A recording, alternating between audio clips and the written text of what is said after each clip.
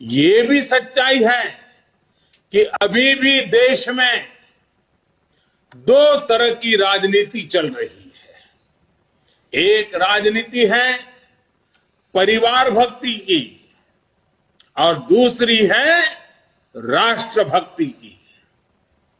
केंद्रीय स्तर पर अलग अलग राज्यों में हमारे यहां कुछ राजनीतिक दल है जो सिर्फ और सिर्फ अपने अपने परिवार के हितों के लिए काम करते हैं। परिवारवादी सरकारों में परिवार के सदस्यों का स्थानीय निकाय से लेकर संसद तक में दबदबा रहता है। ये लोग भले ही अलग अलग राज्यों में हो, लेकिन परिवारवाद के तार से जुड़े रहते हैं। एक दूसरे के भ्रष्टाचार को ढककर रखते हैं। बीते दशकों में इस वजह से देश का बहुत बड़ा नुकसान हुआ है।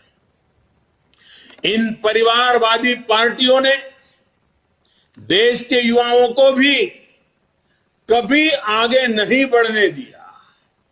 उनके साथ हमेशा विश्वासघात किया है और आज हमें गर्व होना चाहिए कि आज भाजपा ही इकलौती पार्टी है जो इस चुनौती से देश को सजग कर रही है, सतर्क कर रही है।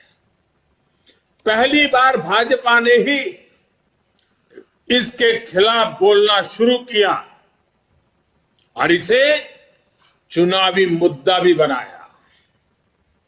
मुझे इस बात का संतोष है कि देश के लोग, देश के युवा अब धीरे धीरे ये समझने लगे हैं कि किस तरह परिवारवादी पार्टियां लोकतंत्र की सबसे बड़ी दुश्मन है।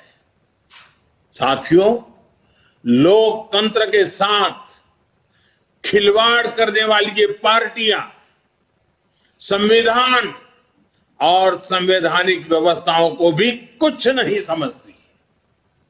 ऐसी पार्टियों से आज भी हमारे कार्यकर्ता अन्याय, अत्याचार और हिंसा के खिलाफ लोकतांत्रिक मूल्यों के साथ लड़ रहे हैं। इनमें से कई कार्यकर्ताओं को अपना बलिदान तक देना पड़ा है। हम सब हमारे इन कार्यकर्ताओं के परिवारों की पीड़ा में शामिल है। मैं सभी कार्यकर्ताओं को विश्वास दिलाता हूं कि भाजपा ऐसे राज्यों में लोकतांत्रिक मूल्यों की फिर से स्थापना करने के लिए निरंतर संघर्ष करती रहेगी। और ये महासंघर्ष, ये महायज्ञ तब तक चलेगा जब तक लोकतंत्र विरोधी ताकतों को हम परास्त नहीं कर देते। প্রিয় দর্শক, আমি শফিকুল ইসলাম, আপনারা দেখছেন আরামবাগ টিভি। দর্শক, আজকে নরেন্দ্র মোদী বিজেপি নেতা এবং দেশের প্রধানমন্ত্রী তিনি একেবারে দলের 42তম প্রতিষ্ঠা দিবস উপলক্ষে একটা বক্তব্য রাখেন। সেখানে অনেক কথাই বলেছেন, প্রায় আধ ঘন্টা বক্তব্য রাখেন, কিন্তু তার মধ্যে পরিবারবাদী বা পরিবার ভক্তি যেসব পার্টি রয়েছে তাদের বিরুদ্ধেও কিন্তু বেশ তোপ দেখেছেন। তিনি বলেছেন যে দু ধরনের বিষয়টা হয়, একটা হচ্ছে পরিবার ভক্তি আর একটা হচ্ছে রাষ্ট্রভক্তি। আর আমাদের কেন্দ্রে বা আলাদা আলাদা রাজ্যেও এরকম আগের পরিবার ভক্তি পার্টি রয়েছে যারা শুধুমাত্র নিজেদের পরিবারের কথাটাই বেশি করে ভাবে, যুবকদেরকে আগাতে সাহায্য করে না। এবং এটাও বললেন যে যে হয়তো আলাদা আলাদা রাজ্যে রয়েছে এসব পরিবারবাদী পার্টিগুলো, কিন্তু তাদের মধ্যে একটা কানেকশান রয়েছে, নিজেদের পরিবারের ডেভেলপমেন্টের জন্য। এবং সেখানে যখন কোনো দুর্নীতি আসে তখন আর কি একে অপরের একটা চাপা দেওয়ার চেষ্টা করে এবং এরাই একেবারে মানে দবদবা করে রাখে আর কি পুরো বিষয়টা। এই যে পরিবারবাদী, এবং বিজেপি হচ্ছে একমাত্র পার্টি যারা এর বিরুদ্ধে আওয়াজ মানে উঠেছে এবং যারা মানুষকে সতর্ক করেছে। নির্বাচনী মানে এজেন্ডাও তৈরি করেছে এবং মানুষ কিন্তু সতর্ক হচ্ছেন, এটাও তিনি কিন্তু বলার চেষ্টা করলেন। আর এই যে পরিবারবাদী যে পার্টি যারা সরকার চালিয়েছে বিভিন্ন জায়গাতে, রাজ্যে বা কেন্দ্রে, এদের জন্য অনেক ক্ষতি হয়ে গেছে, এদের জন্য অনেক ক্ষতি হয়ে গেছে, এই কথাও তিনি কিন্তু বারবার যেটা বলার চেষ্টা করেন এবং বলেন যে যুবকদের সঙ্গে বিশ্বাসঘাতকতা করা হয়েছে। এবং তারপরে বললেন যে আমরা কিন্তু এই যে যারা গণতন্ত্র বিরোধী শক্তি তার সঙ্গে কিন্তু আমরা নিরন্তর লড়াই চালিয়ে যাচ্ছি, চালিয়ে যাব, এবং এই লড়াই চালাতে গিয়ে অনেককে বলিদান মানে করতে হয়েছে, বলিদান করতে হয়েছে। আমরা কিন্তু তাদের পরিবারের পাশে রয়েছি, কিন্তু এই লড়াই থেকে আমরা কিন্তু পিছিয়ে আসব না। আমাদের এই লড়াই কিন্তু জারি থাকবে যতদিন না এই গণতন্ত্র বিরোধী শক্তির উৎখাত হয়, অর্থাৎ তাদেরকে যতদিন না সরিয়ে গণতন্ত্র প্রতিষ্ঠা করতে পারি আলাগ আলাগ রাজ্যে বা বিভিন্ন জায়গাতে, ততদিন পর্যন্ত আমাদের লড়াই সেটা কিন্তু জারি থাকবে। আমাদের কর্মীরা, আমাদের কার্যকর্তারা তারা কাজ করছেন, অনেকের ক্ষতিগ্রস্ত হচ্ছেন, বলিদান দিতে হচ্ছে, কিন্তু তারপরেও আমরা কিন্তু লড়াই জারি রাখছি, কারণ আমাদের লক্ষ্য হচ্ছে গণতন্ত্র প্রতিষ্ঠা করা। যারা গণতন্ত্র বিরোধী শক্তি, যারা পরিবারবাদী শক্তি, নিজেদের পরিবারের ডেভেলপমেন্টটাই যাদের মেন ইস্যু হয়ে গেছে, সেই সমস্ত শক্তিকে উৎখাত করতে হবে, সেই সমস্ত মানে শক্তিকে পরাস্ত করতে হবে। যতদিন না তাদেরকে পরাস্ত করা যাচ্ছে ততদিন পর্যন্ত কিন্তু আমাদের লড়াই কিন্তু জারি থাকবে। আমরা একমাত্র পার্টি যেটা এই পরিবারবাদী এই শক্তির বিরুদ্ধে আমরা লড়াই চেষ্টা করছি, কারণ আমাদের মূল মন্ত্র হচ্ছে রাষ্ট্রভক্তি। আর যারা পরিবার ভক্তি পার্টি তারা তাদের মতো করে পরিবারের ডেভেলপমেন্টের কথাই তারা বেশি বেশি মানে ভেবে থাকে, এবং এই সমস্ত বিষয়গুলো কিন্তু আমাদেরকে সতর্ক থাকতে হবে এবং উৎখাত করতে হবে। যতদিন না এই গণতন্ত্র বিরোধী এইসব শক্তি পরিবারবাদী তাদের যতদিন না তাদেরকে পরাস্ত করা যাচ্ছে ততদিন পর্যন্ত কিন্তু আমাদের লড়াই জারি থাকবে, এরকম একটা জোর গলায় তিনি কিন্তু আজকে বলেছেন। এখন দর্শক, এবার আপনারা খুঁজে দেখুন যে তাহলে কাদেরকে উদ্দেশ্য করে কথাগুলো বললেন। তবে দর্শক, পরিবারবাদী পার্টি বলতে কংগ্রেসকে ন্যাশনালি বলা হয় পরিবারবাদী পার্টি, কারণ গান্ধী পরিবারের তারা একেবারে পার্টির হর্তাকর্তা, তাদেরই নির্দেশ সব কিছু চলে, এবং কংগ্রেসের সম্পর্কে প্রকাশ্যে অনেকে কিন্তু বলে ওঠেন। কিন্তু প্রধানমন্ত্রী নরেন্দ্র মোদী এই কথাটা বললেন যে কেন্দ্রের পাশাপাশি আলাগ আলাগ রাজ্যেও কিন্তু পরিবারবাদী পার্টি রয়েছে, মানে পরিবার ভক্তি পার্টি রয়েছে। এখন এই আলাগ আলাগ রাজ্য মানে কোন কোন রাজ্যকে তিনি ইঙ্গিত করলেন, আমি বিস্তারিত যাব না অত রাজ্য ধরে ধরে, কিন্তু এটুকু আমরা বুঝতে পারছি তার কথাতে যে তিনি কিন্তু নিশানা করেছেন টিএমসিকেও, কারণ এখানে যে টিএমসিটা চলে এটাও তো পরিবারবাদী একটা পার্টি, কালীঘাট বেস একটা পার্টি। মমতা বন্দ্যোপাধ্যায় তিনি দলের সুপ্রিমো, তারপরে তার সেকেন্ড ইন কমান্ড হয়ে গেছেন তার ভাইপো অভিষেক বন্দ্যোপাধ্যায়, তাদের বাইরে কারো কিছু বলার ক্ষমতা নেই। অনেকে বলে থাকে যে এখানে একটাই পোস্ট, বাকি সব ল্যাম্প পোস্ট, যতই ওই কর্মসমিতি হোক, যতই রাজ্য কমিটি হোক, যতই এই কমিটি সেই কমিটি হোক, মমতা বন্দ্যোপাধ্যায়ের বাইরে কেউ কোনো কথা বলতে পারবেন। এবং দেখবেন প্রকাশ্যে অন্যান্য নেতারা বলেও থাকেন যে আমরা আমাদের নেত্রী যা বলবেন সেটাই, নেত্রী যা বলবেন, নেত্রী যা বলবেন সেটা হয়, তাহলে আর কি গণতান্ত্রিক সিস্টেমে পার্টিটা চলছে? তাহলে এটা তো একেবারেই এক কেন্দ্রিক পার্টি এবং পরিবার কেন্দ্রিক, এই জন্য বলা হচ্ছে কারণ তাদের পরিবারেরই লোকজন একেবারে মাথাতে রয়েছে, যেমন মমতা বন্দ্যোপাধ্যায়। তারপরেও একেবারে জেনারেশনকে তৈরি করে রাখা হয়েছে যে মমতা বন্দ্যোপাধ্যায়ের অ্যাবসেন্সে কে দলটা লিড করবেন, অভিষেক ব্যানার্জি পরিষ্কার একেবারে দাবিটা তো আবার দলের অভ্যন্তরেই অনেকে তুলছেন। ফলে এই দলটাও পরিবারবাদী পার্টি, সেটা আমরা এমনি বিজেপি নেতাদেরকে অনেক জায়গায় বলতে দেখি দর্শক। এবং যেহেতু নাম নেননি প্রধানমন্ত্রী নরেন্দ্র মোদী, কিন্তু তিনি কিন্তু বলেছেন যে কেন্দ্রের পাশাপাশি আলাগ আলাগ রাজ্যে, হয়তো তামিলনাড়ুর কথা বলেছেন, তার মধ্যে পশ্চিমবঙ্গটা আমরা ধরবো, কারণ আলাগ আলাগ রাজ্যে যখন বলেছেন পরিবারবাদী পার্টি, এই যা যা কথা বললেন সে সঙ্গে যে আমাদের বেঙ্গলকেও একটা ইঙ্গিত করে বললেন বা টিএমসিকে ইঙ্গিত করে বললেন, সেটা কিন্তু বোঝার কোনো অপেক্ষা রাখেন। আমি জানি না দর্শক আপনারা কী বলবেন। এবং তিনি যেটা বললেন যে তারা ওই মানে যেসব ছোটো ছোটো পার্টি রয়েছে, আঞ্চলিক পার্টি বা পরিবারবাদী পার্টি, তারা আলাগ আলাগ রাজ্যে হতে পারে কিন্তু নির্বাচনের কানেকশন রয়েছে, একে অপরের দুর্নীতি ঢাকার জন্য একেবারে থাকবে। আমি জানি না এটা আবার কী ধরনের মানে কী বিষয়কে সামনে রেখে কথাটা বললেন।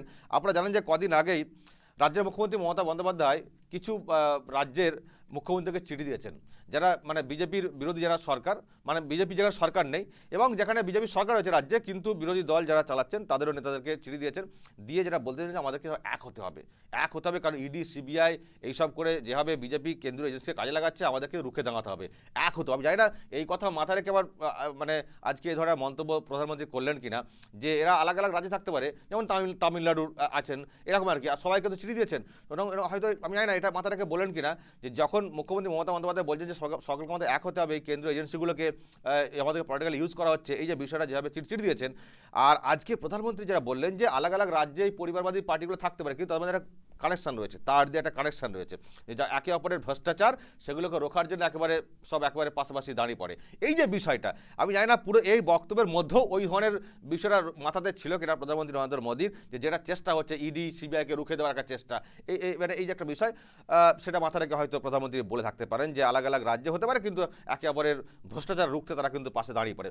এই যে বিষয়টা, অর্থাৎ আজকে প্রধানমন্ত্রী নরেন্দ্র মোদী যা যা কথা বলেছেন তার মধ্যে আমরা পরিষ্কার বুঝতে পারছি যে এই রাজ্যের যে শাসক দল তৃণমূল কংগ্রেস তাদেরকেও টার্গেট করে কিন্তু কথাগুলো বলেছেন। তবে দর্শক যেটা বলেছেন যে আমাদের লড়াই কিন্তু জারি থাকবে যতদিন না এই পরিবার ভক্তি পার্টিগুলোকে উৎখাত করা যায় এবং গণতন্ত্র বিরোধী এই যে শক্তি এদেরকে যতক্ষণ না উৎখাত করা যায় আমাদের লড়াই কিন্তু জারি থাকবে।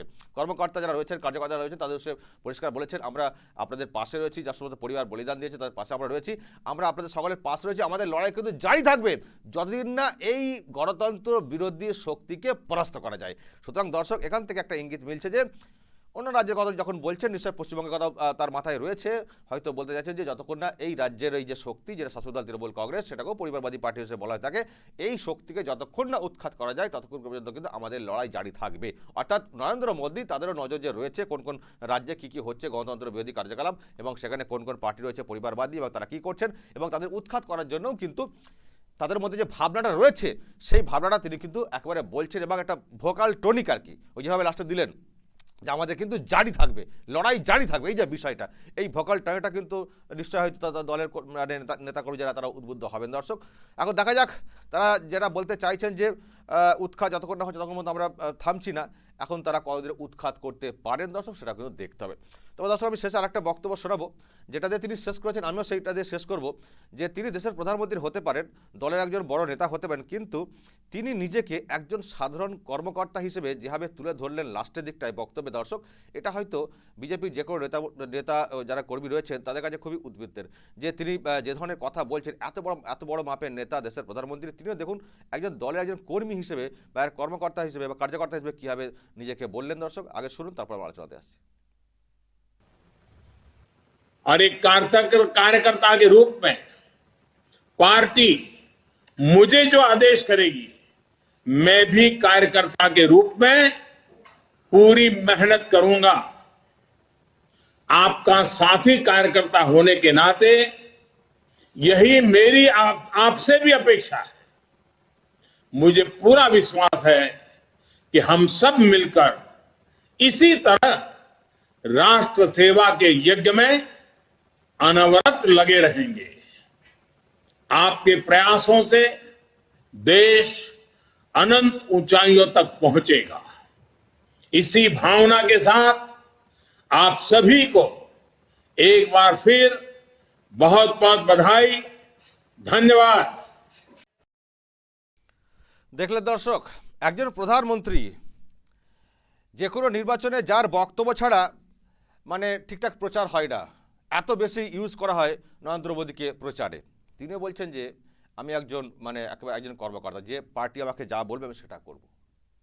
এটা হয়তো তফাৎ দর্শক এই রাজ্যের মুখ্যমন্ত্রী মমতা বন্দ্যোপাধ্যায়ের সঙ্গে, কখনো তার মুখ থেকে এই ধরনের কথা শুনে থাকেন, যদিও তিনি দলের সুপ্রিমো, কখনো এরকম শুনে থাকেন অন্য কোথাও যে পার্টি এক এবং তিনি একজন দেশের প্রধানমন্ত্রী এবং পার্টি যার উপর ভীষণভাবে নির্ভর করে, সব সময় নরেন্দ্র মোদী কথা বলে প্রচার করে, তিনিও বলছেন যে পার্টি আমাকে যে আদেশ দেবেন সেই কাজ আমি করব একজন কর্মকর্তা হিসেবে। এই যে বিষয়টা, অথচ আমরা অনেককে দেখি কি হয়তো ছোট্ট একটা নেতা বুথ স্তরে তিনি নিজেকে যেভাবে জাহির করেন বিভিন্ন দলের ক্ষেত্রে আমি বলছি, আমার মনে হয় তাদেরও শেখা উচিত নরেন্দ্র মোদী নিজেকে কীভাবে পার্টির একজন অনুগত কর্মী হিসেবে নিজেকে বলছেন। এটা হয়তো তফাৎ অন্যদের সঙ্গে নরেন্দ্র মোদীর। দর্শক কী বলবেন নিশ্চয়ই সম্পর্কে আপনাদের কোনো মতামত থাকতে পারে, অবশ্যই কমেন্ট করবেন, কমেন্ট বক্সে নজর রাখবেন আরামবাগ টিভিতে।